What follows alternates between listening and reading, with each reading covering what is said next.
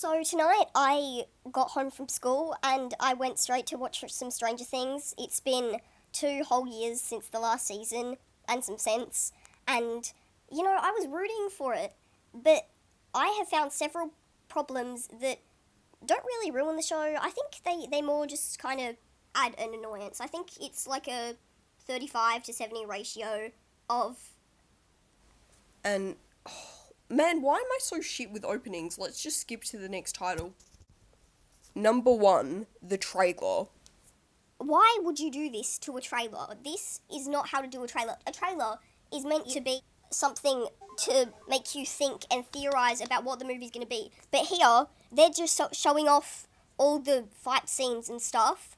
And so for that reason, I didn't watch it. Yeah, that's right, I told you. I heard all that from my sister. And the release date, why? Just why? I mean, literally, why did it have to release now? Why not just Halloween? I mean, surely it didn't take a whole year to edit and a whole year to make the damn thing. So, what's been going on? It's so late in the year, and it's in November. Who watches a scary movie in November? Same with Final Destination Bloodlines. That movie released in May. Who watches a scary movie in May? And also, it's been so long since the first season that now the characters are growing up so fast. Like, that looks like Childish Gambino. Who even is that? Is that, like... That can't be Lucas. That has to be, like, his dad at best. Like, what? And Dustin looks like a Harvard professor standing over there with those glasses on. And Will finally has a half-decent haircut. Thank you. I truly commend it. And wait, is that Lana Del Rey next to him? That can't be... No. And Millie Bobby Brown is... Wait, pregnant? What? What the hell is going on in this photo? Speaking of things that just rub me the wrong way, this movie is set in November 1987, so 18 months or something after the last season, which was in March of 1986. And even though Vecna was threatening to be hell on Earth, and that this minor earthquake was just the beginning, they just patched up the hole with a bunch of metal like nothing happened. And now the government's up in the upside down to try and figure out what this place even is, even though a bunch of 12-year-olds figured it out 3 years earlier. I'm pretty sure you should be asking them. And I know for a fact that they didn't, because even though 1.5 school years have passed since the last season, people are giving shit to Eddie Munson because they still think he did something bad, even though that's not true. Like, come on, it's been 18 months. That was plenty of time to spread the word about how he was innocent and free my boy Eddie. Because in real life, this would probably have started to be old news by, like, October. So really, this thing should have died out 13 months ago, but it's still going.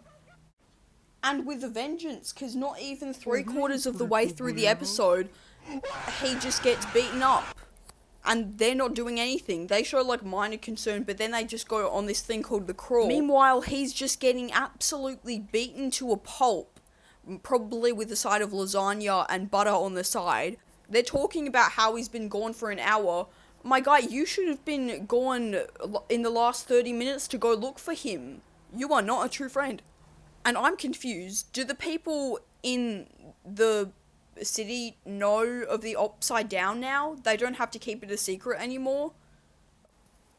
And now Holly actually starts to matter. Yeah, Holly, the little baby in the background, now she's older, and she's canonically meant to be 7, but she sounds like she's 14. And unfortunately, I'm going to have to end it there because I don't want to be known as the guy who spoils shows for people. I mean, even the show seems not to want me to spoil any more for you. The second episode is literally titled The Vanishing of. Who's to say? Let's just try looking for something else to make fun of. Well, the bullies are your fairly standard movie bullies. You know, you're just looking for something to happen to them. But the show never kills them. They always kill the fun and relatable characters. And sometimes even just random characters that you didn't even know were there. And worst of all, it just straight up doesn't really feel like Stranger Things anymore. It doesn't have, like, one of those cute little Where Are They Now segments from 11. It starts, ironically enough, with exposing what Will was doing in the Upside Down while back in 1983. And there are all these tons of awkward scenes, like that one time with Will walking in on Robin, making out with Anne with an E, and he just stands there and watches. Like, no, backpedal away. And then he drops his Coke can, which of course explodes, so that alerts them to his presence, and then he runs away. So, what the point was that? Who does that? So far, that one episode, I think I'd give that just 6.2 out of 10. I mean, it was pretty good, it got me on the story, but it was a bit of a bumpy ride.